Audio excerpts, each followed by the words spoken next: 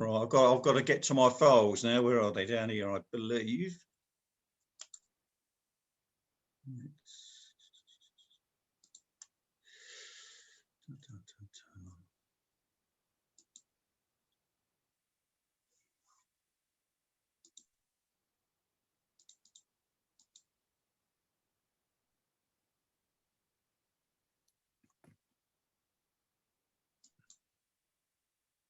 Whoops, something there.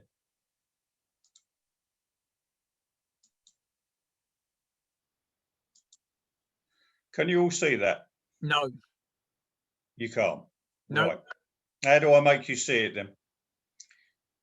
Well, you need to show your screen to yourself first before you go into share screen. I have to show my screen to myself. How do I do that? Well, just put it up on the on. Not as long as you've got it as one of the many screens, then you just click onto that one as the one to show. Right. I've showed that to myself. Now what? Right. Well, go, now click on share screen. That's disappeared.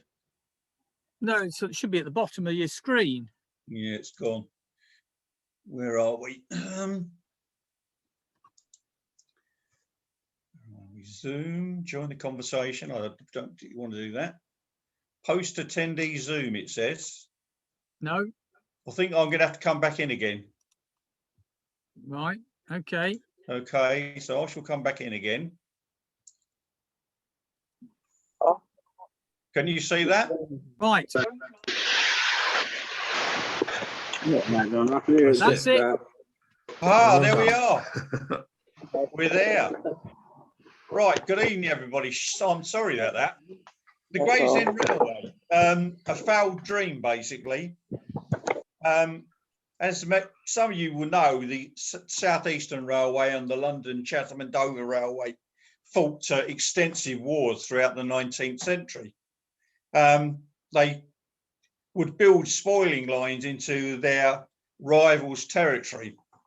The Gravesend Railway of 1886 was a response to the South Eastern building the 100 of Who Railway to Port Victoria. They were concerned that the Port Victoria line would take traffic away from their Queenborough branch. So the plan was to upstage the South Eastern by building a boat train line further upriver, which is straight into the Thames. So that's basically the background of it. So why else would you want to build a line to Gravesend? Well, primarily this is what they were interested in. These are the Royal Mail steamers. They could only at the time moor in the 50-foot channel in the centre of the Thames. What London, Chatham and Dover Railway wanted to do was build a pier out to that channel, but they were thwarted in that. We'll come to that later. So what else would you find in Gravesend? Well, there was the Gravesend to Tilbury ferry, which at the time was the lowest crossing point on the Thames.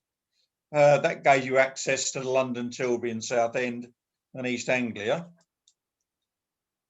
There was also the tourist attraction of the Rogerville Gardens, which in its day was the equivalent of Disneyland. Tens of thousands of Londoners flocked here at weekends, and that was a prime traffic for them. And in fact, throughout London, in stations, you would see this slogan: Rogerville Gardens, Gravesend, the place to spend a happy day. Return fare to Gravesend 1 and 6, which was pretty cheap at the time. There was also the attraction of the Springhead Gardens. The house you've seen here still exists. The area was well known for growing watercress. So this was another valuable traffic for them. There was also the Clifton Baths. Gravesend at the time was a resort town, nothing like it is now. And you also had the expanding cement industry. which was largely being taken away by barge. And last but not least were hops and soft fruit. So there was quite a there were some good reasons for building the Gravesend Railway.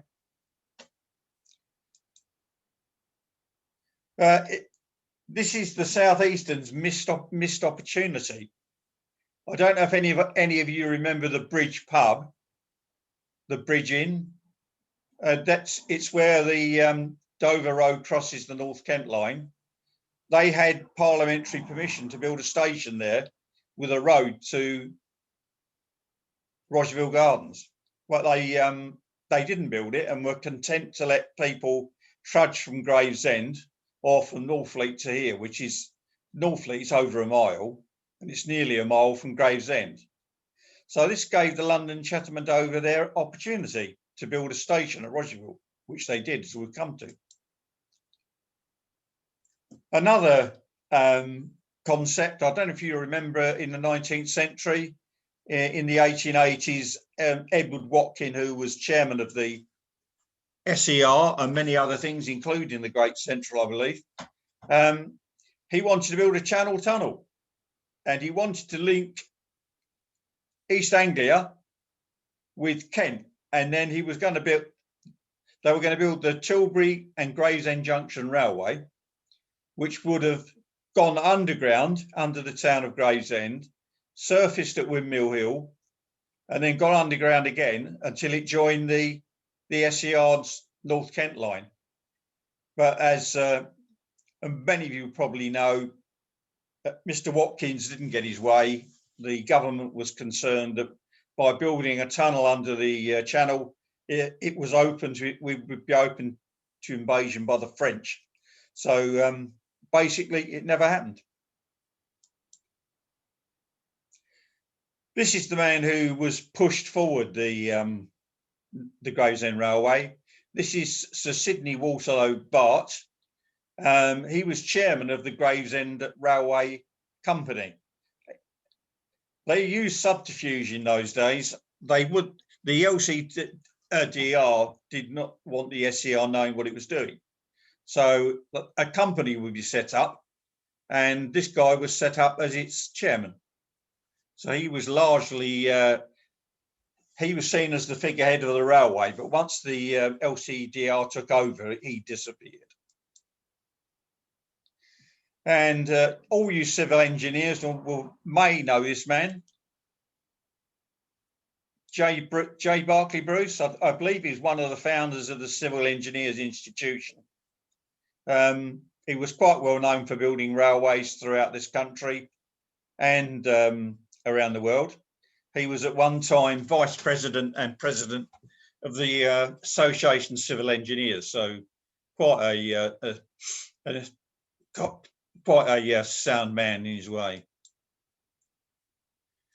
Well, building the railway, as you can see from this slide, it's virtually downhill all the way.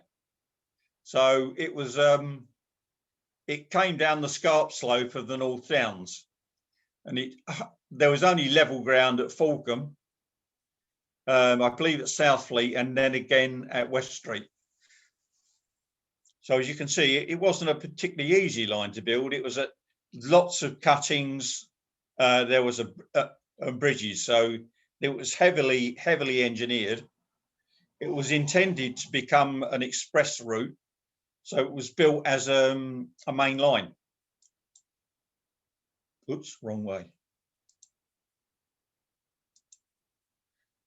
Anyway, the railway was started in 1885 by Lady Waterlow Bart, who was something of a socialite, and she used a silver shovel to do it. Not this one, but something similar. She's still remembered today as there is a Lady Waterlow Rose, and this is the Lady Waterlow Rose. I believe you can still get them and plant them. So next time you go past a nursery, have a look and see if you can find one. The official opening came on the 17th of April, 1886, with Lady Waterlow Bart supposedly driving the train. if you can believe it. Once the official party arrived, they made their way to the New Falcon Hotel, if any of you know where that was. Quite an establishment at the time, where they had the celebratory meal, toasts, and general fun and frolics. And finishing that, it was coincidentally the day of the opening of Tilbury Docks. So the Waterloo Barts went over to join the festivities there. Anyway, there was trouble when it officially opened to the public on the 10th of May, 1886. Lord Darnley, or should I say Earl Darnley, he owned most of the land in Gravesend, and he also owned the roads that led to the station. There was a scuffle as he sent men down there with barricades to stop people getting in the station, as he claimed they had no right to use the road. So the police were called and things were settled. And after half an hour, the barricades were taken down, and I believe an accommodation was made with him after the event.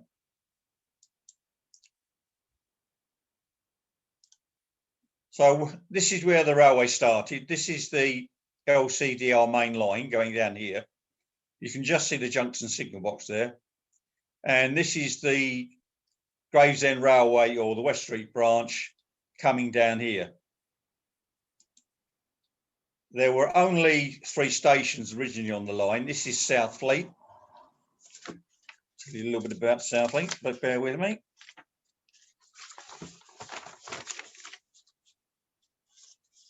Basically, this station had 2 purposes. This was where you alighted should you wish to go to the Springhead Gardens, and this was also where a lot of the soft fruit was brought in. There was also a jam factory at Swanscombe, which was in use up until the 1930s, and I believe a lot of bottled jam was taken away. So this was quite a centre for soft fruit and hops. Gravesham also had its own loco shed. It was here. It was a quite an ornate shed. This is it. It had 2 roads and could stable 4 locomotives. There was a ash pit to one side and a coaling line on the other. But a lot of it seems very fancy for what is a locomotive shed, and it was actually built by Head Wrightson. Anybody heard of Head Wrightson? They had the contract for it. Where are we? So we've got some money here. I believe it cost £1,569.09 to build. If anybody's interested, I have the plans for it if you'd like to build a copy of it. So this gives you the inside of it there. Just go back, bear with me. Yes, the shed had a very short life. It was only in operation from 1886 to 1916, when the South Eastern and Chatham instituted push pull working. So there was no need for a shed, and it was demolished sometime in the 1920s, I believe, and became coal lines later on. Anyway, this is Rogerville Station. This is where you'd have accessed the Rogerville Gardens. An island platform, as the stations were on the branch, or no, not a branch, on the line. This was quite wide to take the crowds that were expected to make their way to Rogerville. And I believe on the day of opening, which was Whit Sunday, 1886, I think 11 trains brought in over 10,000 people by special train. So that gives you an idea of how popular these gardens were. Move on now to the terminus at Gravesend. This is Originally known as Gravesend C&D station. This is the platform face drawing of it, the end elevation. As you can see, it was another island platform station. Over here was the local passenger on this platform face, which is the south facing, and the north facing platform was for boat trains. And you can see the line curving away there to the pier. And in the background there, you can see the Shrimp Brown Brewery. And here is the signal that somebody broke off of our model. I've never been able to find it again since. You may know that we are actually building a model of this station. So it's in progress at the moment. This gives you an idea. There's the station. The station is here. And there's the lines down to the pier. The pier was built slightly later. It had been hoped that the Thames Conservators would allow the railway to build the pier out into the deep water, but the fearing an obstruction in the Thames, in those days very foggy from the use of coal as fuel, they refused. So the whole line became something of a white elephant after that. They did manage to attract some traffic there from Norway.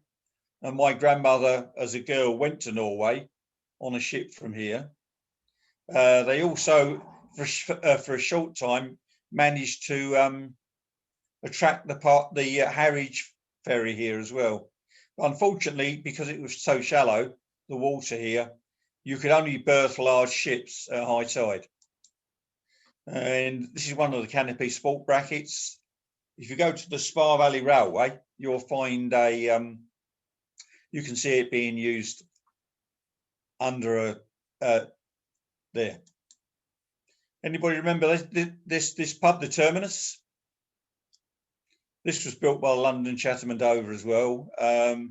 Originally built as a hotel, but I don't think it ever maintained that status and became more or less a pub, really. And here you can see the problem with the pier. There are 3 levels for boarding, and there is 29 feet difference between low water and high water. So there's no way you're going to get a large ship in here. You just don't have the depth of water. So their intention of getting the mail steamers alongside never happened. And there's a picture of the pier in the 1950s. I think you see one of the Australian emigrant ships in the background there. Originally, there were 5 roads onto the pier, but by the 1950s, it was just being used as a head shunt. And there you are, one of the threepence to use the pier. So you could go on it if you were prepared to pay the money. And some people did to watch the regattas that took place.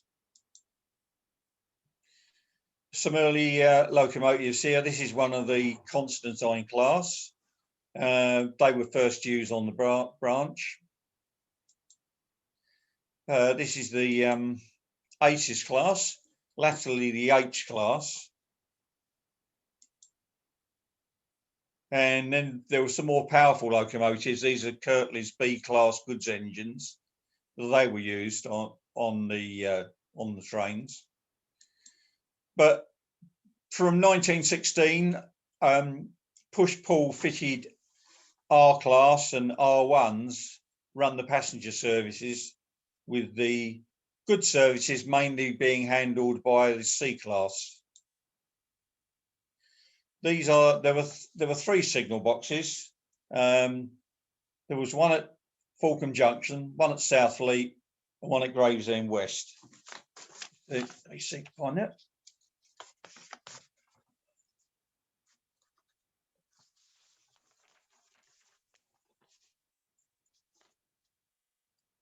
Yeah, they were all built by the Railway Signalling Company.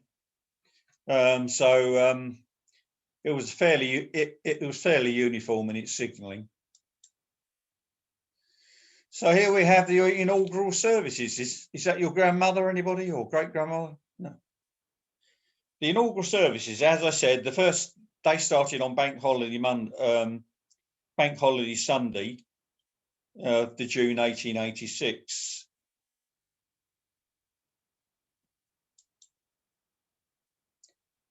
The early services were quite liberal. There was 14 trains a day during the week, but by 1892 they cut these back to 10 daily departures. I think it took 75 minutes to get to London from Gravesend West. To get there from Gravesend Central was 60 minutes, although the LCDR fare was cheaper. But commuting never took off, I'm afraid. People continued to commute from Gravesend Central. 1899, the formation of the South Eastern and Chatham Railway. The London, Chatham and Dover formed with the SER, the South Eastern and Chatham Railway. One of the things that was mooted but never carried out, which I believe probably would have saved the branch, was a link in the Perry Street area. The plan was to link the two lines, but it was never undertaken. I believe if it had been, we might have still had the branch with us today. So they also promoted tourist trains to Southfleet, and also the Bell steamers called here. They made their way from London Bridge down the Thames, picking up as they went. You could buy a through ticket from Victoria, which would set you on a Bell steamer, and then you could make your way to Clacton, Southend, and eventually Walton on the Naze. So I think it was that was quite that was quite a heavy traffic, I think. So here we have our pier. It's a bit of a stumpy pier, isn't it? By 1901, the railway began to suffer losses. The Rogerville Gardens closed in that year. Where are we? Slide 29.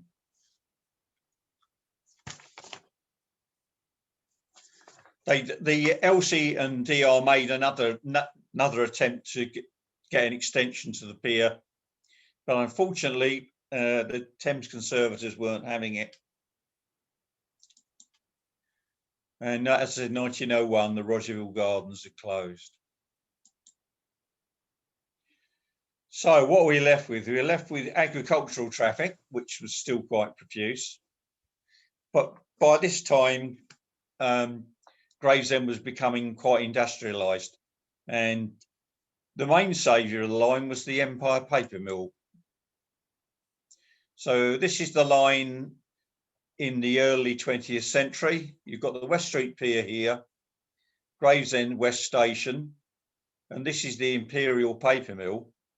And I believe in 1911 they were contributing £20,000 per annum to the SER's budget, so that they more or less paid for the line. You also had Poole Paper Mill used it. There was the Northfleet Cement Works. And interestingly, in 1930, they opened a central generating vault sidings where coal was brought in. It had its own tramway, but I've never been able to find out anything more about it. And by this time, they'd opened Longfield Hall in an attempt to get local traffic. But although the fare was cheaper than the local buses, unfortunately, when they did a survey in 1952, only some 350 people a year were using it. And this gives you a better idea. There's the Imperial Paper Mills, which is quite a behemoth, really. It had its own standard gauge line. They profusely used fireless locomotives. And here's one here. This is a Poole locomotive, one of the first ever used in this country. And 1963, I believe it was a visit by the RCTS. But there we are. This, I don't know what happened to them. Scrapped, I would think. And this is Longfield Hall, opened in 1913. They had hoped that it would bring more traffic. The only traffic it only attracted were the hot pickers trains, which came down from London during the hot picking season. And there were encampments for them at Southfleet, Higham and Cobham. The Great War. The line was heavily used during the Great War, particularly by troop trains. This is a troop train, not unfortunately at Gravesend West, but many troop trains were brought into here to board ships. It was also heavily used by manufactories, the factories that were further down the river. And there we have a soldier of 1919. I don't know what he's looking at, but there we go. The average weight of kit that soldiers wore by 1916 was 70 to 90 pounds in weight. And to allow for this, the Southeastern and Chatham allocated each soldier 1.5 seats. So if a soldier got on the train, you're expected to give up your seat to him. Some foreign motive power made its way to the branch. This is a Hull and Barnsley 060, came in 1917. I don't know what happened to I assume a lot of the South East Chatham stock was sent to France. So they bought locomotives in from foreign parts. And it was during the First World War that the line finally achieved what it was built for, which was to connect to a mail steamer line. During 1916, when the Germans were occupying Belgium, Holland was still neutral. And a lot of the shipping from Holland was diverted over to the Thames estuary. And this is the Batavia line. They made a connection to Rotterdam. They were very they spent a lot of time thinking about naming them. They called them Batavia 1, 2 and 3. Didn't waste a lot of money on paint, I don't think. They had interesting lies. This one here was captured by the Germans and was flying the German flag, was sunk by a British submarine. This one here survived until the 1940s, and she was torpedoed by a U-boat off Norway. Batavia 1 survived and was in use by the Royal Navy up until the late 1940s, I think, as an accommodation ship.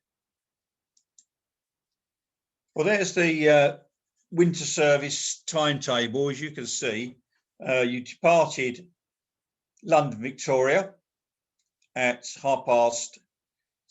You arrived at Westbury at 7:23, and then the ferry departed 7 minutes later. So you didn't get a lot of time. And then the ferry arrived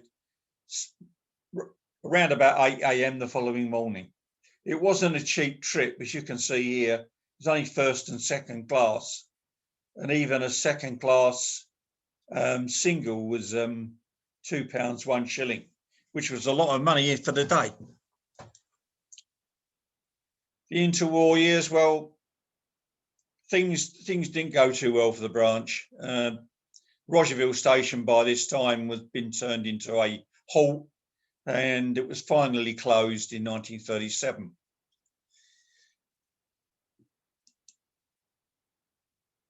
And this is the this is the coal depot, which is alongside the A2. This is the A2 coming along here. And this is where Pepper Hill is, where the Pepper Hill estate is. And there was a spur came off here, and there was a tramway there. So I've never been able to find out much more about it than that. So it's something I perhaps need to investigate more, I think. During the interwar years, the steamer traffic picked up as well. This is the Queen of Southend. She used the pier, as did many others. There were an M7 was trialled on the branch in 1937, I believe, but it didn't find favour with the local management. And this is a London Brighton South Coast 042. These were used to train crews on auto train workings. So these visited the branch. So this is where you'd have learned to drive your auto train. Come the Second World War, another conflict. The branch, the pier was used for the evacuation of children. Also, a lot of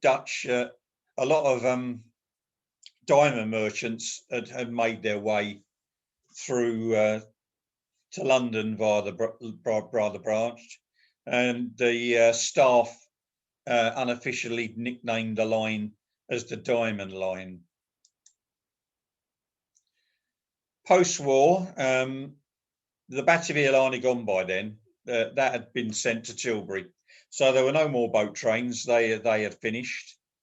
So the traffic mostly now was these steamers, and this is the Royal Daffodil. Some of you may remember her. She was scrapped in 1967. But a lot of trains were put on to connect with these. And there we have there's this typical Saturday or Sunday lineup where these locomotives are brought in excursion trains, and they were timed to connect with the steamers.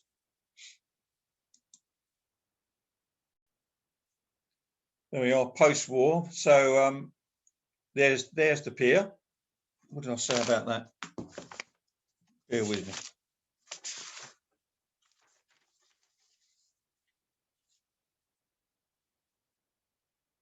Yeah, by then the line had become a cross-country route. There were no more trains to London. The furthest you could get was Swanley, where you made an interchange for a London train. So by this time, the branch was the pretty sparse traffic, and when British Rail took over, they rechristened the station as Gravesend West, which is more logical, really.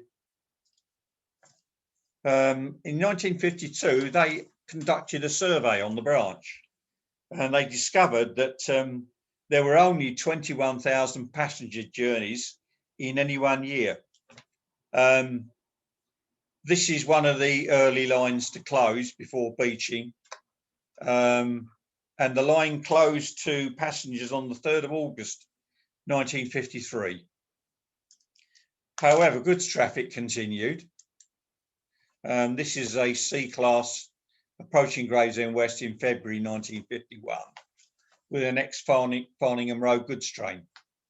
So by then we had a goods-only branch. This is out of kilter. It should be the other way around. Anyway, this is an R1, which was in use for passenger services.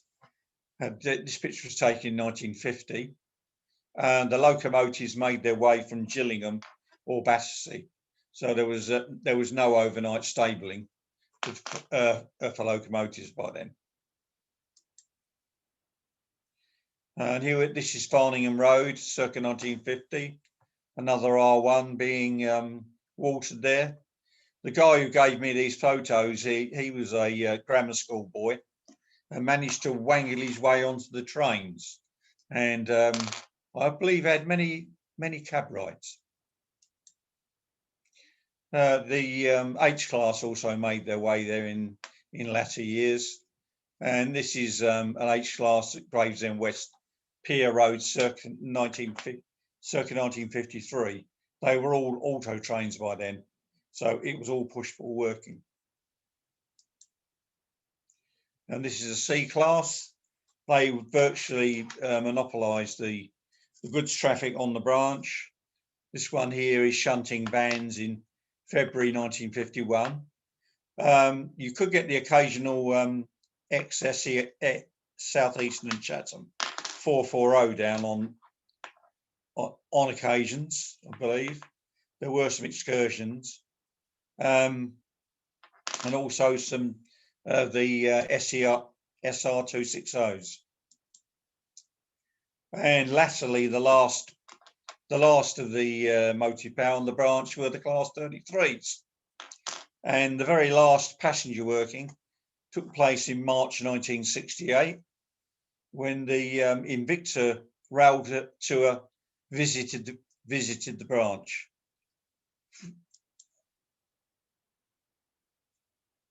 And this is an interesting picture. I heard that the Grezzy's late president is supposed to have made off with half of this sign, but I've never been able to corroborate it. I've asked Robin. He has no recollection of it, but there is a rumour that it was up the side of his staircase. We'll never know, I don't think. Anyway, we're still at the goods only line. In 1957, quite late, Bowalter's Northfleet Mill actually put in its own private line, and this is the line under construction in 1957. This tower is still there. It's now been made a listed building. And this is the 1960s photo of one of the Bowalters. I think this is Bowalter number one. One of their diesel mechanicals picking up pulp, I believe. And looks a bit battered, doesn't it? This is Imperial number one. The private lines at the Imperial Paper Mill, they were running up till 1978. And this locomotive here was bought by a schoolboy for £50. And his father said, well, you can't bring it home, can you? So apparently he approached the NRM, who took it off his hands, and it's now been restored and can be seen at Shildon. So next time you're at Shildon, look out for Imperial number one. 1967, we had a runaway train. A driver and his mate left their Class 33, but didn't leave the brake on, and it started to run away. It ran down the main line, and it would have made its way into Chatham if it had not been stopped. So the signalman at Falcombe Junction diverted it onto the branch, and as we've seen earlier, being a downhill slope, it picked up quite a speed by the time it reached Gravesend West, where it demolished a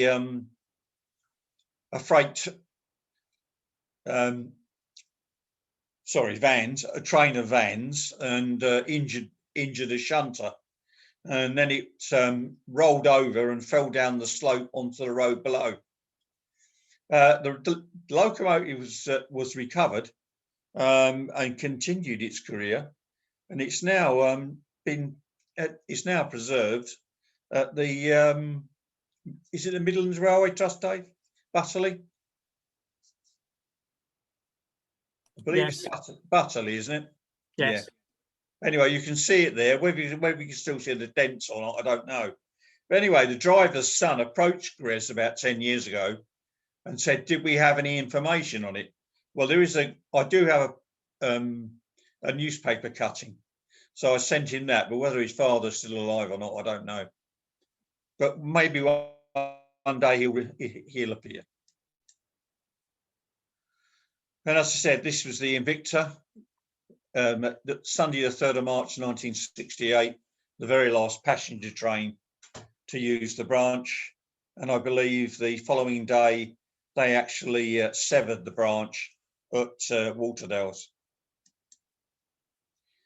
It was closed as a goods branch. This is the derelict A2 overbridge. And if you remember the bridge over the A2, quite a large structure it was. It was extended in 1937. This is why it's different widths. Well, what happened was that they built a new cement works at Northfleet, and to get coal in, they brought the coal from the Nottinghamshire coalfields. And this is the inaugural train behind the Class 45. And it was brought into Rogerville and placed on this wagon tippler. And then this was put into a silo and the coal was taken to the cement works by lorry. Anyway, that eventually the cement works that started taking coal from the North Kent line, which is another story. And the North Down Steam Railway was formed in 1980 with the intention of saving the line. And this is one of their tours around the stations. They were offered a lease on the line for £25,000, but couldn't raise the money. But what they didn't know was there was a commercial company known as Resco Railways, and they wished to turn the Southfleet site into a railway museum. But when they approached the parish council for permission, that was denied, as they said the local roads couldn't cope with the traffic. So we never got our Southfleet Railway Museum. Anyway, the line stood derelict. Some of the rails were taken up by the Kent and East Sussex Railway. And if you travel on that line, you're probably travelling on rails taken from the West Street branch. They started to dismantle it. This is the Vale Road overbridge, as built in 1886. And I believe in 1987, they demolished it. So there you are. And there's a story about that bridge. My mother's friend, who she worked with, used to walk home to a house under that bridge. And in 1940, she was killed by German aircraft. My mother, who normally went with her, that day decided to go by a different route. So fate, the fickle hand of fate. And this is the bridge over the A2. I don't know if this is the bridge over the A2. It was taken down in two sections. They brought a very large crane down from Newcastle, which was capable of lifting these off. So they closed the road, and it was done over the course of a weekend, as I remember. So they started dismantling Gravesend West. This is the goods shed, which at the time still had its crane. There's the station there. As you can see, the rails have all gone. There's another picture there. This is 1991. And eventually on the site of the old station, we now have Wickes DIY store and a very large car park. Anyway, Channel Tunnel rail link. They split the building of the Channel Tunnel into two phases. This meant that I believe it was. Let's see who it was.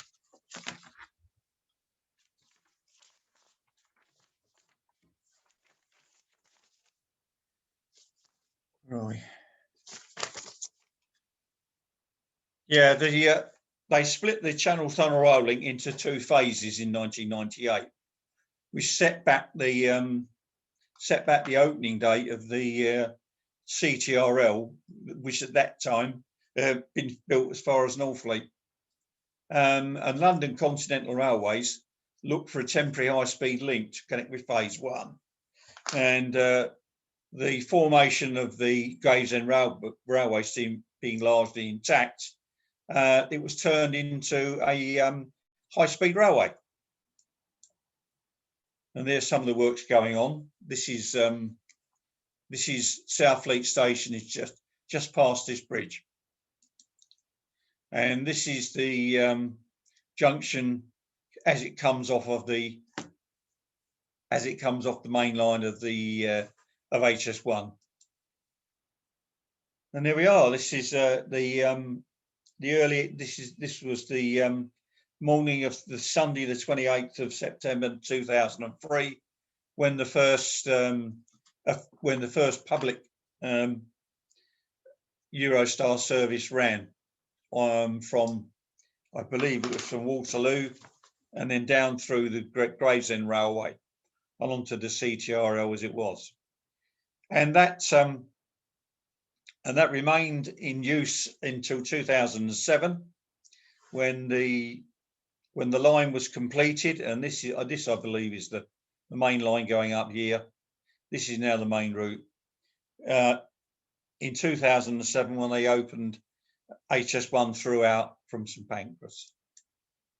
And today the line stands empty. There was at one time a Eurostar stored on it, but I believe that's gone now. And its main use now is for engineers' trains and for the occasional route learning by drivers. So that's as the Gravesend Railway as it is. Whether it'll ever be used for high-speed trains to Waterloo, no one knows. So that, ladies and gentlemen, brings us to the end of the talk. And thank you for listening to me. Anybody got any questions?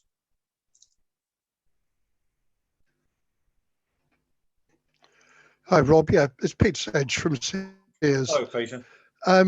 Quite a shallow draft these Batavia line ships must have had. Yeah, they were. If they can keep a scheduled time for the ships to sail. Yeah. Can you hear me? I can hear you, yes. Can you hear me? You can't hear me. I can hear you. Yes, you can. Yeah, I can. No, they were very shallow draft, as you say. To bring in a P&O liner, you needed 50 foot of water. And the Batavia line ships were not particularly large. And I suspect they were brought in on the high tide. Yeah, the only thought on that is the fact that they sail at 8 o'clock every night, or on the night. Well, yeah, which that didn't was take flights. Yeah, I don't know what their draft. It's just out of interest, really. Yeah, I don't know what their draft was. They didn't sail every day. It was only 3 times a week, and there was a different schedule for winter and summer. So whether they wangled it around the tides or not, I don't know. Or possibly they may have had longer. Strange. That was all. That was interesting. Yeah, I've never been able to solve that one, but I've always assumed that they came in either at high tide or somewhere between high tide and slack water. So I don't know what the draft of the Batavia ships was. I'm sure you could find it out from Lloyd's, but yeah, it's interesting. It's just an interesting thought. Yeah.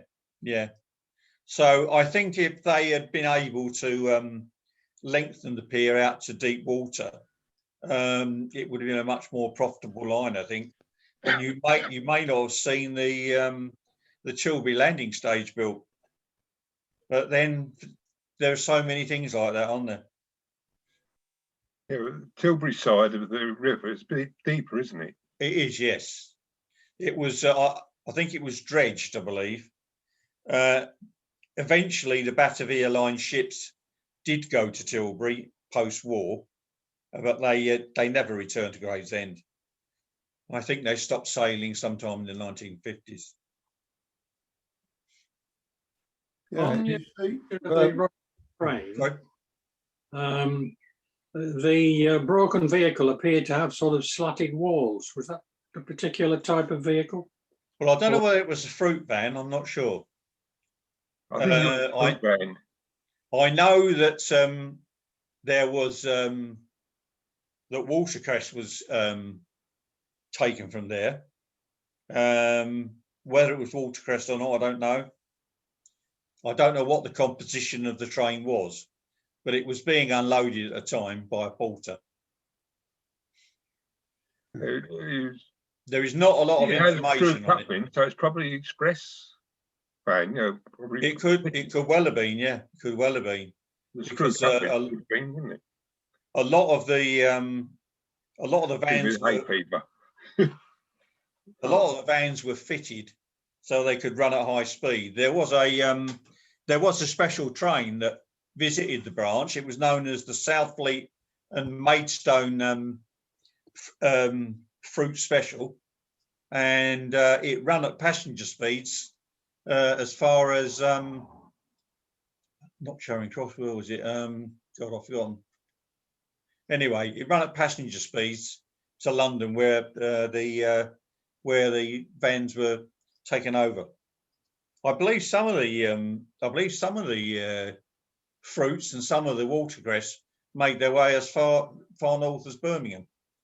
So the watercress from Southfleet was highly regarded, and if you visited Gravesend during the 1850s, or sorry, the 1880s, you would certainly have been offered a tea which had watercress included in it. And the watercress still grows wild there to this day. is the Imperial Paper Mill still there? No, that's gone now. Right. It's been demolished. We've now got the Imperial Trading Estate. Apart from the tower, apart from the tower that's been listed. The only thing left of the Bowater line now, there used to be rails across the road until recently, but they've been taken up. But some of the marshalling yard for the Imperial Paper Mill, some of the lines which are inset in the road as tramways, they still exist. They're still there to this day. So there are bits and pieces left, but you need to know where to look. But no, the Bowater Tower has now been listed. It used to have a large Bowater sign on it, but regrettably they took that down. Any more questions for Bob? Okay, well, Bob, thanks very much for a very entertaining talk. I mean, I've known the line since 1984. Obviously, that was after everything sort of happened to it, apart from the high-speed train element of it. But I have learnt an awful lot this evening from you. I didn't know about sort of all the reasons behind the original purpose for the line. I knew about Rocherville Gardens, and to say you've come up with another two railways that I hadn't heard of either, the Northfleet CGB sidings and the Pepperhill tramway. So yeah, it's quite a lot in there that's sort of very interesting. And I'd forgotten all about the North Down Steam Railway, because somewhere in my collection of paperwork I've got their original proposals that they submitted to the council for what they wanted to do there. I was a founder member. Oh, right. Yeah, we had our first meeting at the Westcourt Inn in 1980, and we were refused use of Southfleet, but BR let us use the sidings at Harryman, you might remember. Yes, yeah. After that, my son was killed, and I lost all interest after that. So, right. Well, anyway, yes. Thank you very much for that first half. It's now 20:34. I suggest we have a 6-minute break. Come back at 20:40 or 20 to 9 in old money. We'll have part 2 with Henry's presentation. Okay, we'll see you all in 6 minutes' time. So for the second half of this meeting, Henry, I think you're going to talk about the model of Gravesend West Streets that Grez is looking at the moment. Okay, so yeah. over to Henry for part 2. Hang on a minute, that's the one. Come on. Okay, so what I'm going to do tonight is I'm going to take you on a bit of a journey around Gravesend in the past, today, and in the future, and then also link it to the model that we're building. So it brings the thing into a little bit of a context, hopefully. So first of all, welcome to Gravesend West. I won't go through this too much. It's just an introduction to what Bob had originally said. So we will be concentrating a lot on the line as it stood in the 1930s and what remains of it. As we said, again, just repeat from what Bob had said, that's the route of the original line. Interesting map. So just to look at this in context, you have the line as it stood, and then you have the location as it is today. And the trick will be that we will follow the route of the line around through down Stewart Road, West Street, Thamesway, and then back up to Overcliff. And you can see on the actual map that you can actually trace the line of the route quite well using a bit of imagination. Original track plan. Built, this is before Imperial works were built, but it shows back from the 19th, early or mid 19th century. Some buildings still remain, and we shall hopefully be able to look at those and identify them quite well.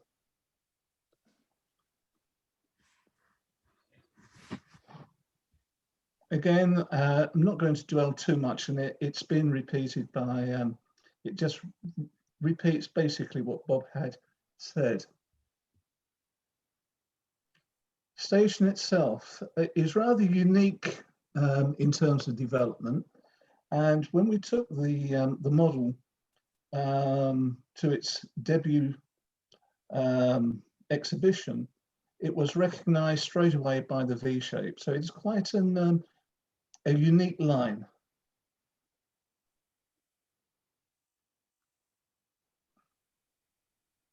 Again, I'm sorry for repeating what Bob had said, but this is a bit of a standalone presentation as well.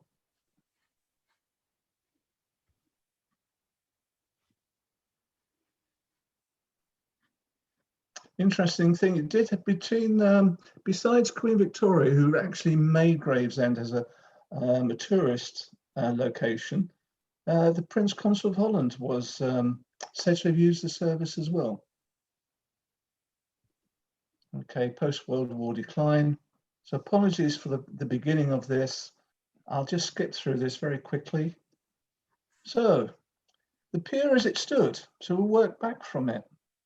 This is quite an interesting old shot of the pier facing downstream.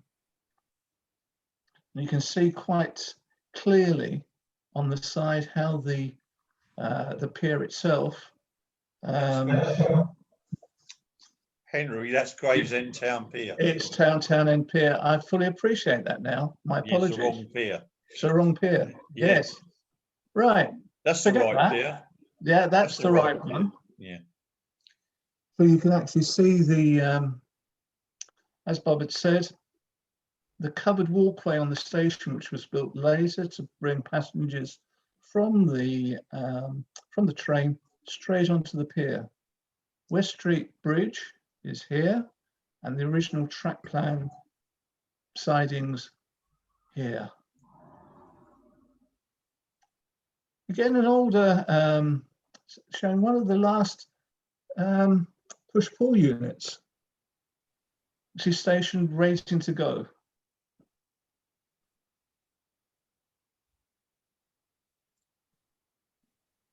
Arrival of the boat train. That's the boat train, yeah.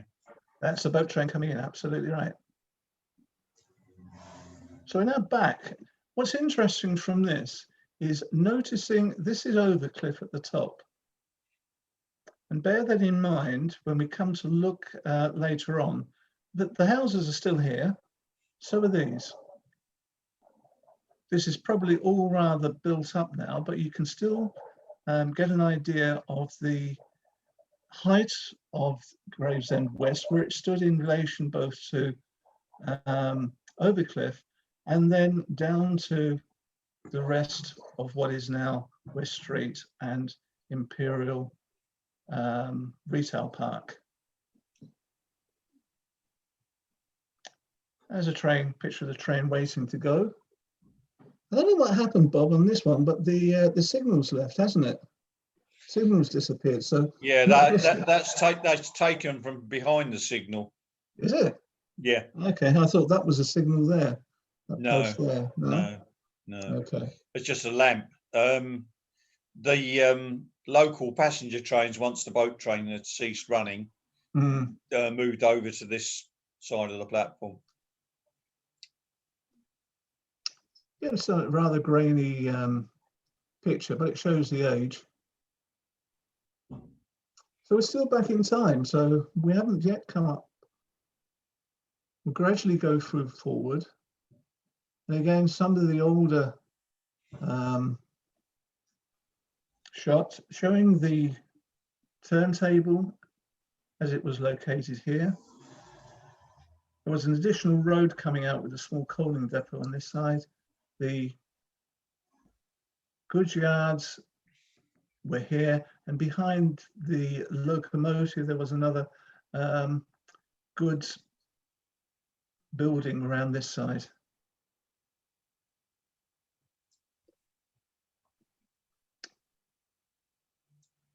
Again, push-pull waiting to go back with some goods vehicles in the siding on the bridge.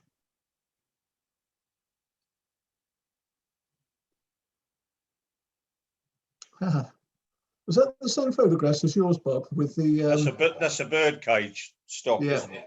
So yeah. that would be, I suggest that's a boat train. Yeah. Yeah.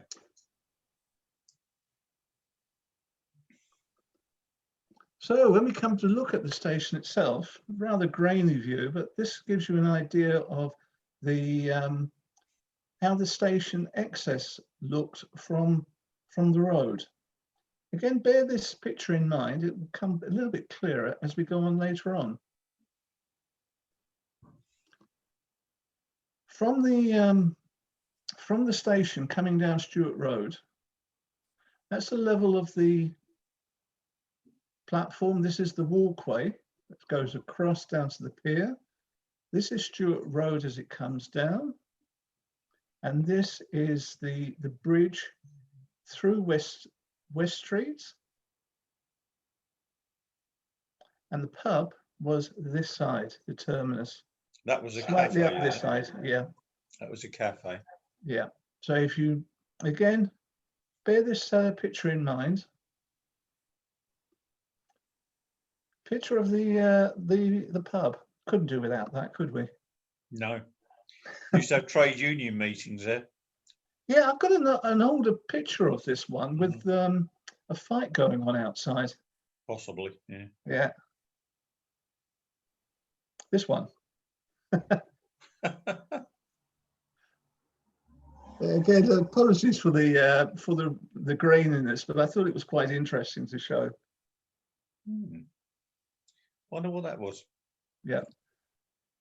This is again starting to show the line in disrepair, if you like, as it's been closed. It's interesting that it still shows the walkway going through. Tracks all been taken up. So this would have been probably post 68. I think that was probably the late 80s, that picture, that photo. Again, this is an earlier picture. Track Yeah. is still there, getting rather overgrown. Yeah. The station survived until 1990. This is the Invicta rail tour. Is it? Yeah. Yep, you can notice the carriages. Yep, I can see them. Yeah. Yeah, it's the remains of the station platform. Again, the pier. This would be the bridge here. And then going onto the pier. Walkways here. So I actually took that photograph. Oh, well, do I have to attribute to you, Bob?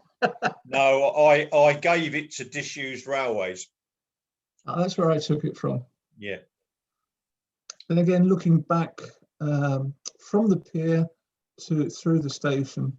Yeah, that's an earlier one, isn't it? Yeah. Interesting for location purposes. This is the bridge over West Street. So you're effectively on the bank of the Thames, between, basically coming onto the pier itself. So I think the pier abutments were about here.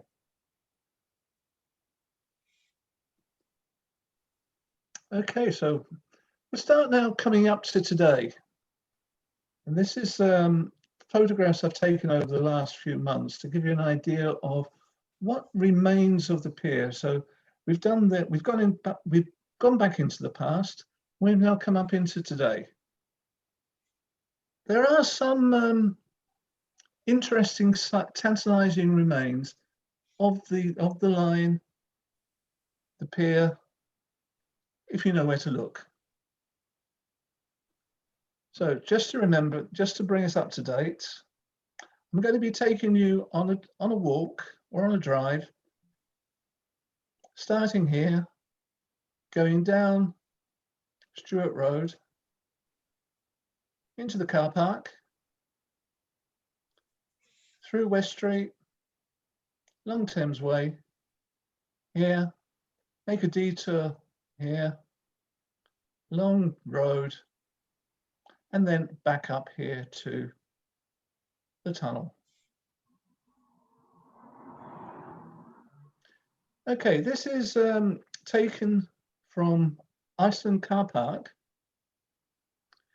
These two buildings here are the two of the buildings that actually remain from the original construction. They were, I can't remember what they were designed for, but then one of them is now a carpet dealer. They're actually warehouses, Henry. Yeah. But they were warehousing, yeah. Yeah.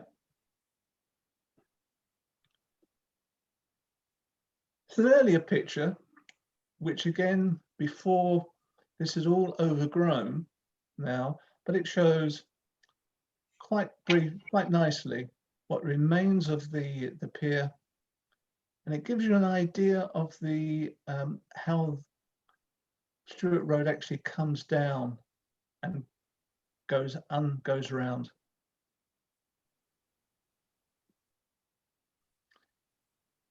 This is taken from slightly above, I think it's probably taken from the Iceland area, but again it shows the you can't get this view anymore. This is all totally overgrown. I'm going to try and lock gates are here. I think you can get in there, and I think I've got the right person to contact. But again, it shows the an interesting view from what is Wicks's car park, looking onto the pier, and you can actually see the remains of the walkway, covered walkway. So we come up into Wicks's car park. station is, or the station concourse, if any of you look at a Google map, it does show the location of Gravesend West as here. Please. Yeah. Oh yeah, Google Maps, it shows the location here. Shows you how the site's been totally overgrown. This is fencing, and the track would have been curving around behind here. That's where the class 33 came off there. Yeah. So this is the exit to from the car park. And I must admit, when I took this, I thought that this was the location of the pub, but of course it's on the other side of the road.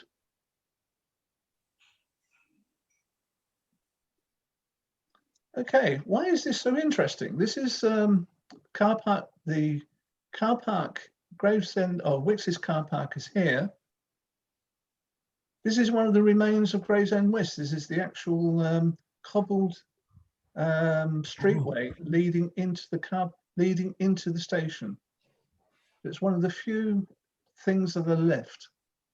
If I can find who the key holder is, we'll get in there.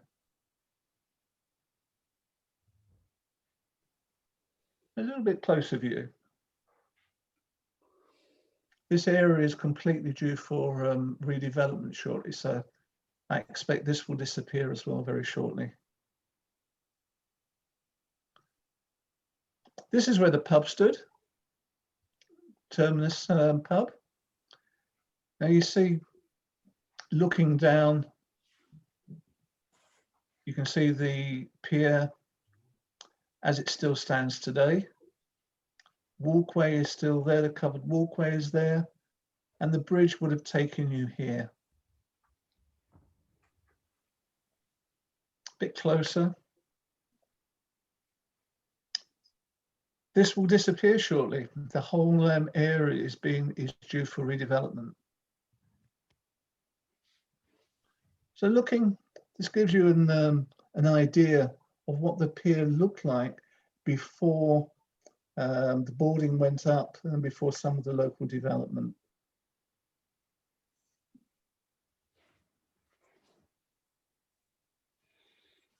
Again, what remains of it today?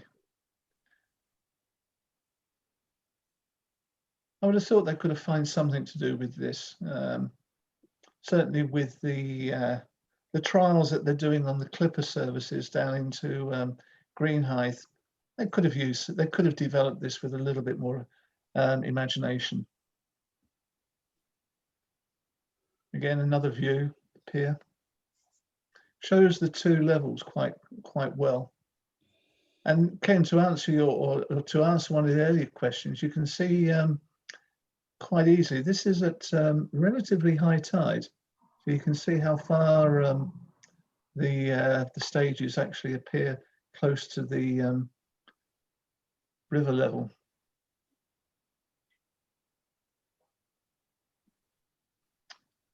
Before it was being totally demolished, shows what is left of the bridge over West Street.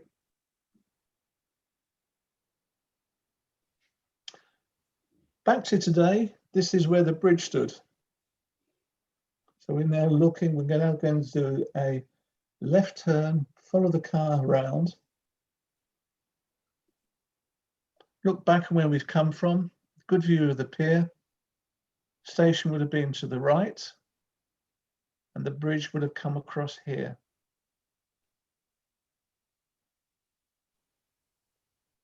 Looking further through the track, this is, although it's all overgrown, this is the level of the trackway would have been here. Again, giving an idea of how raised the track bed was of the Gravesend branch line. For those who, this is taken from the B&Q car park looking back. So this is from the roundabout. Again, this is the line of the track. And it's quite an interesting note that in building the development, that they kept very much to the track lines of in building Thames Way. They kept very much to the track line directions, the original track bed. Going round to the back of the roundabout, this is from the Asda delivery point. This is the back of Wicks's car park, of Wicks's, building, and it shows again at the level that this was built at and how high the station would have stood.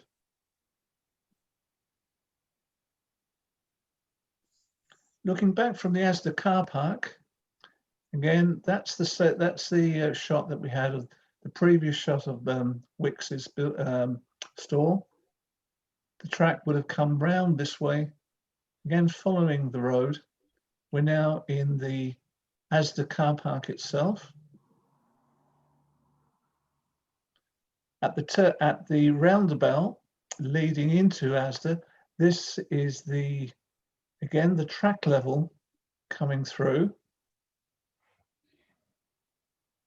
And then we come up to the last part that still exists. So this is the tunnel, the original rail tunnel under Overcliff. Concrete abutments here have been added when they built the road access. Underneath this, we look at the other side. The original track level was here. So in building the road, they've actually taken it down quite a long way.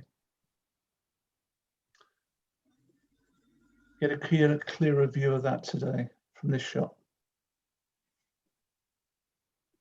So what's going to happen in the future? These are the plans that are shown on the internet. This is the development of the pier. This is the development that you see behind the boarding. And this is where the Wicks's currently is. These buildings already still exist. So as do this. So this is the complete development, as you see here. And this is being redeveloped into, I don't know what the plans for this are, but it looks like a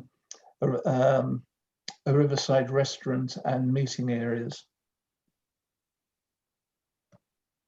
There we are. That shows a pier in all its redeveloped glory. Okay, so bringing us back to the future, what we intend to do. When we started modelling group, we looked for something that would be slightly unique. We were given a model of the station, and it suddenly dawned on us that this would be an extremely good area to model. So again, following the design, our intention is to model from here, Stewart Road, from here to the bridge, and model it this area, this track bed at this location. So we're not going to look at the development of Imperial Mills at all for the time being.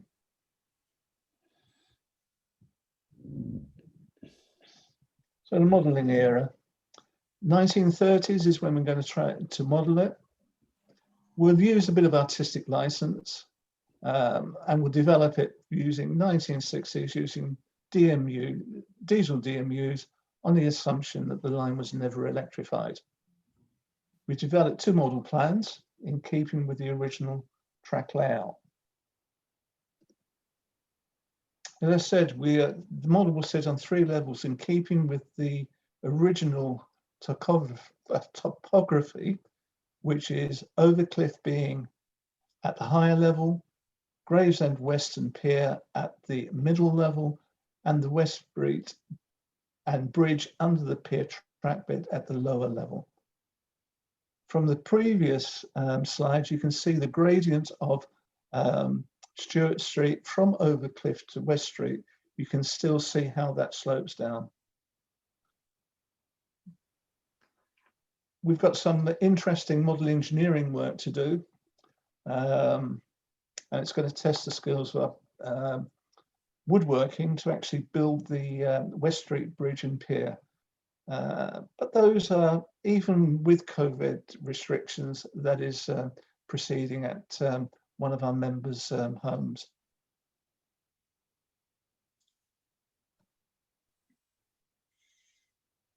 This shows the model that we're currently working on from the location of the station. Looking back, we find we've finished the turntable, and we've put in a couple of extra boards. Thanks to Alan, we've been actually able to continue working on this. He's taken the board and put them up in one of his spare rooms, so we can look at this and basically get to grips with some of the wiring, some of the modeling, some of the board connections. But it will be interesting. It's Alan in the background. Again, it shows the way the pier is curving round. One of the interesting things that we had long thought about modelling, is how to link railway modelling at exhibitions with Gravesend, with Gres. We had Bluebell, Windmill Hill, which is, and still have, which is a good toy, if you like, to get children's interest. But what we think with Gravesend West is, once we get the pier or the actual model completed, it will give an historical link to Gres and to the modelling side. So we think it's going to advertise Gres quite well and lead to attracting more members and more interest. When we took the model in its initial form to Fort Pitt, we got quite a lot of interest from people who recognise the site straight away. So we're confident that this is going to work. Model is going to be around 16 by 8. We are looking at additional legs to model the pier and the hidden sidings. Public view will be from Overcliff, looking down to Gravesend West and the Thames. Gives you a little idea of how, for those who are interested in model railways, this is taken using any rail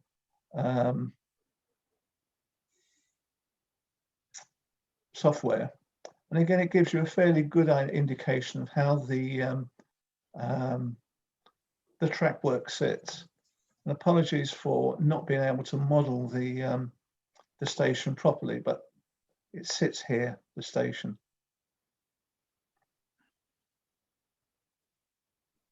We're debating on whether this is going to be in place or whether we're going to use cassettes to model this. I think it will go to a cassette rather than a modeling, actual model yards. Yep, so looking at using cassette storage, so each cassette would be long enough to hold a complete train unit, lift it up, turn it around, saves track and it saves space. Our development plans, depending on willingness and finance, we'll probably look at extending the board to taking imperial paper mills. Be an interesting development. Certainly it would extend the operating capability. If you look at the amount of sidings and track work in the mill itself, it will be an interesting development.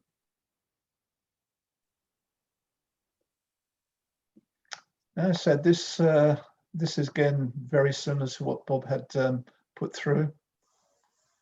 So this gives you an idea of potentially what could happen.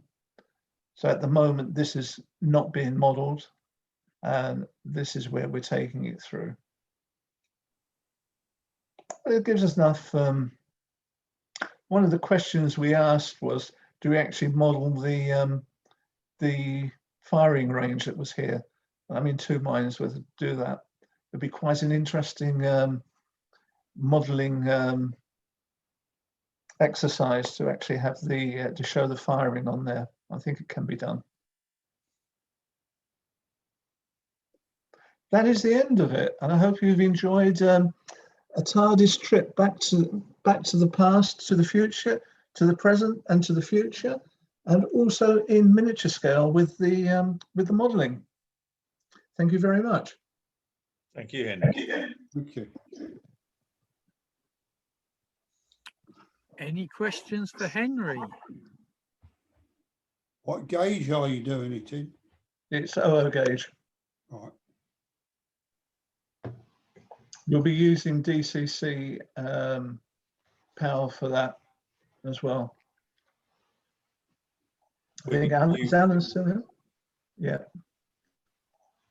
So we've been able to what we've been able to do during lockdown is previously we've been modelling in the cellar at Gravesend Model Centre, but of course that is now yeah, it's not the ideal place to go and model, we'll put it that way. So we've been able to take some of the, because it's modular boards, we've been able to take the boards to our to model those at home. I've got one board I'm working on to model, start looking at the overcliff side. The pier itself is being modelled by one of our members, and the electrical connections and all of the DCC and point work is being handled by Alan at home. So we've been able to cope with a little bit of imagination. Any other questions? I have one thought. Mm-hmm. One of your slides, Henry, showed the flood defence barriers that had been put in, presumably post 1953. When it went in the 70s, Ken. Well, they did go in the 70s, but it was Yeah.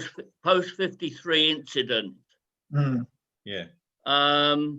I just wondered how the Gravesend West mainline branch, sorry, Bob, would have coped in November 1953 had it not closed 3 months earlier.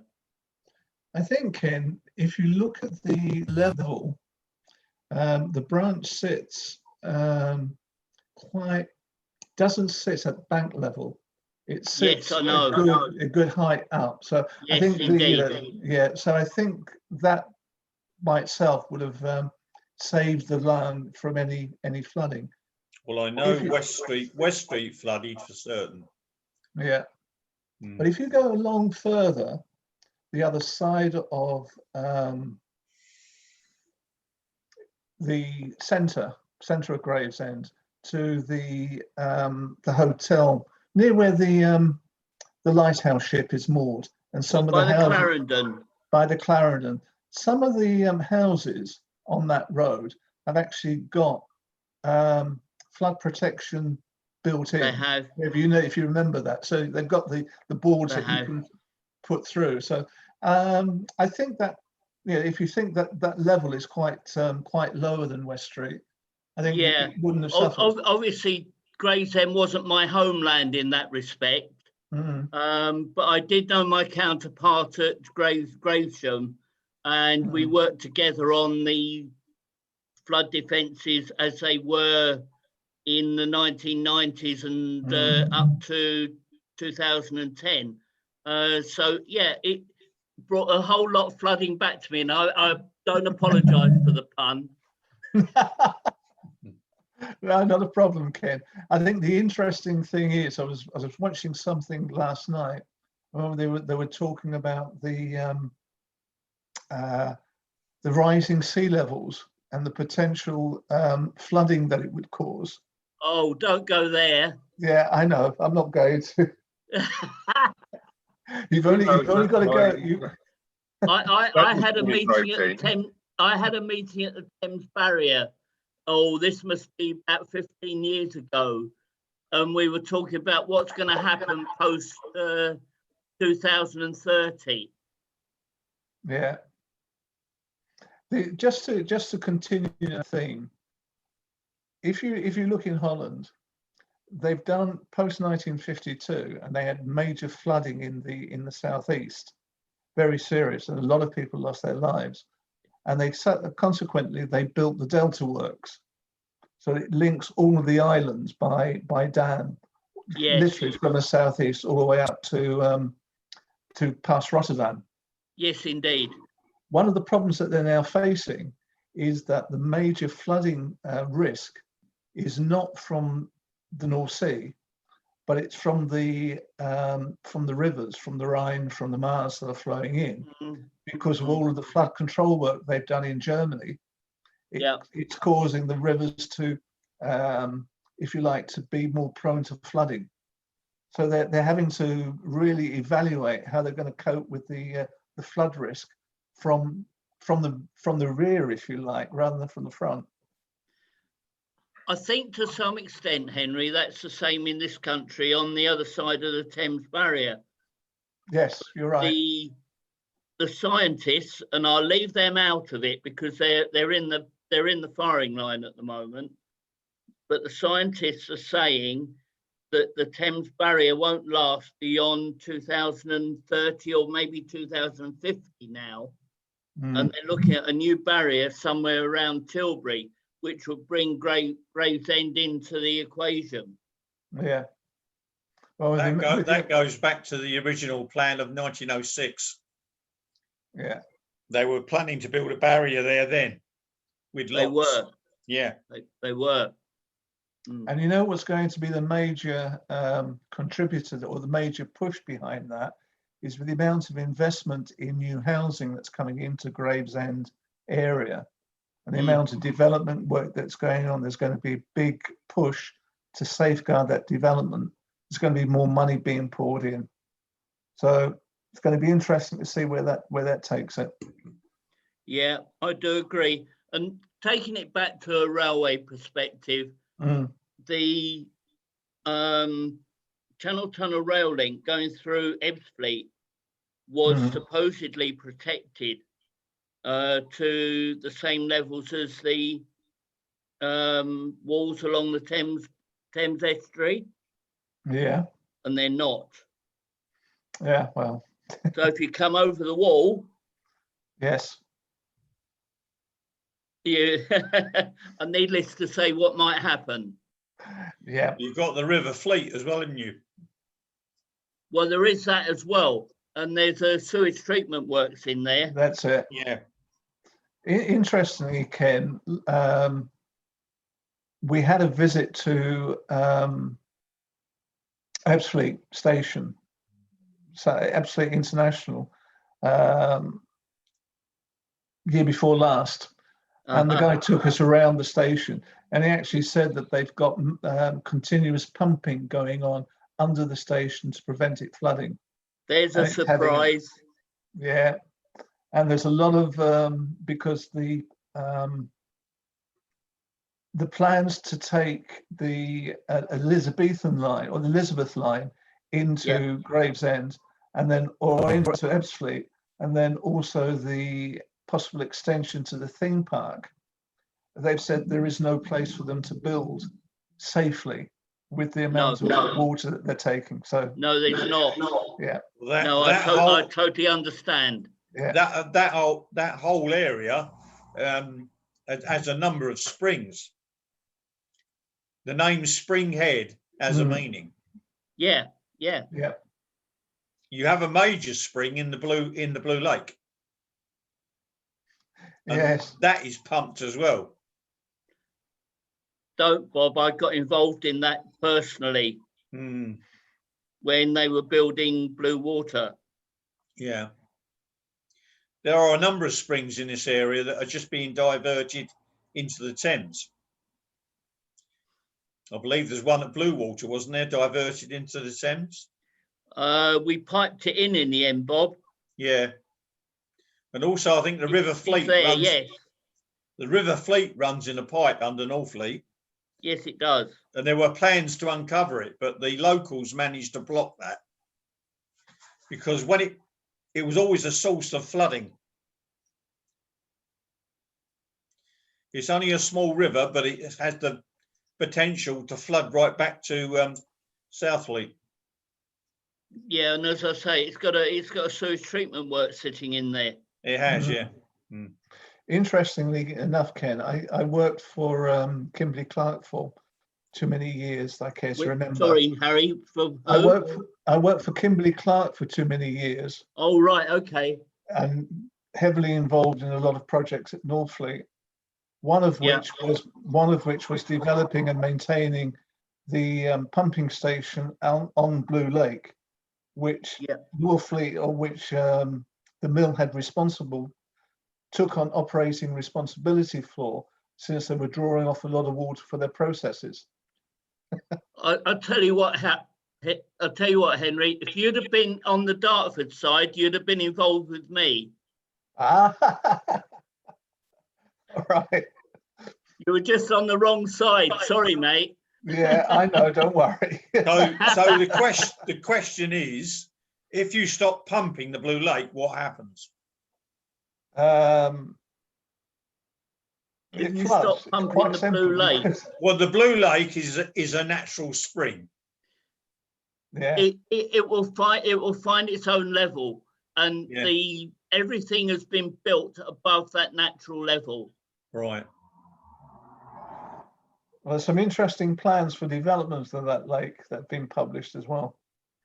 Well, yes, I know. Don't forget, I've been away eight years from that, so I'm 8 years out of date. I'll show you some of them. Thank you. I'd appreciate that. Not a problem. Right. Any more questions? No. Oh, Just a quick one for Henry, if I may.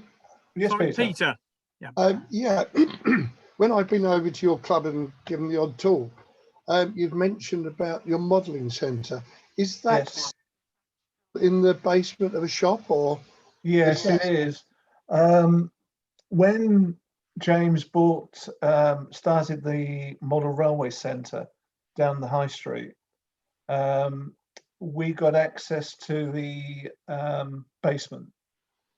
And it served our immediate purpose of having somewhere where we could put the models up, leave them assembled and work on them. I mean, with one of the problems we had with Windmill Hill was taking it to an exhibition and then spending more time getting it running than actually working than it was in running, if you know what I meant. I know the problems. Yeah, so if you like, 18 months ago, we were modelling there quite frequently, twice a month, and we had a good number of people coming down. COVID has shot that in the arm completely. The likelihood is that we would probably find it extremely difficult to go back and model there again, because I can't see our modelers donning complete PPE equipment to go and model. It's just not on. So we're having to think long and hard how to do it. You know, there are some, at the moment, we've been lucky that Alan has taken the Gravesend West branch or station to be able to model at his house, but that's short-term solution. It's not long-term. So we are looking for new premises where we can model, and that I think is proving rather difficult, as every modelling society fully knows these days. Indeed, yes. Yeah. But it looks an exciting project. From what I think it really looks really fascinating. I think what we, as I said, I touched upon, to actually have a model railway that links in to the society fulfills quite a good objective. You know, to actually turn around and say, we've got Gravesend West as a model, we take it on the exhibition circuit in the southeast. We're going to get people that are interested in the model, which we can then relate back to Gres as a society as well. So it's going to be, you know, with the right enthusiasm and the right coverage, we hope to be able to attract new members from that. Yeah, excellent idea. Great idea. Yeah. Yeah, Okay. thanks. Right. Well, Bob, Henry, thank you very much for a very entertaining evening. I did like your bit, Henry, sort of showing sort of us the plan of what was there as the railway and how they managed to sort of fit the new road system through there. I mean, I remember all that sort of happening in the 1990s, and I actually applied for a job at Gravesend Borough Council at the time to look after that project, but can't remember quite what happened with that job. So I did escape. I gave you a reference, Dave. Oh, is that what it was? And yeah, and I think you're right. This link between Gravesend, the railways, and the society is excellent. The other thing that sort of crossed my mind is it's an interesting project level-wise. You know, the overcliff, the railway, and then the river. So absolutely, I'm looking forward to seeing the completed model in due course. So am I. So can we thank Bob and Henry for a very entertaining evening, please? Absolutely wonderful. Thank you. Thank you. Excellent presentation. Thank you, everybody. Before you all disappear, Gravesend, Lutterworth, and South East Essex Railway Society, we have been having discussions, and we're looking to sort of continue with Zoom meetings in the future. We've got the next two planned.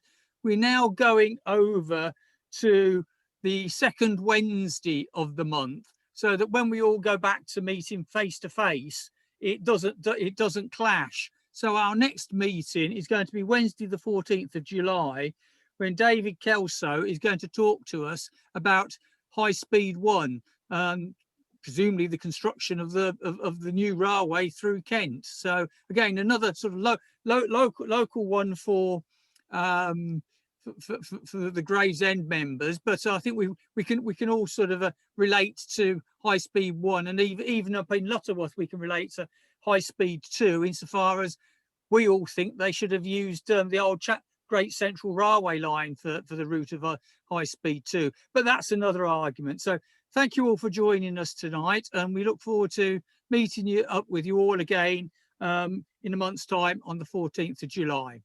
Okay, thank you. Thanks a lot. Thank you very much.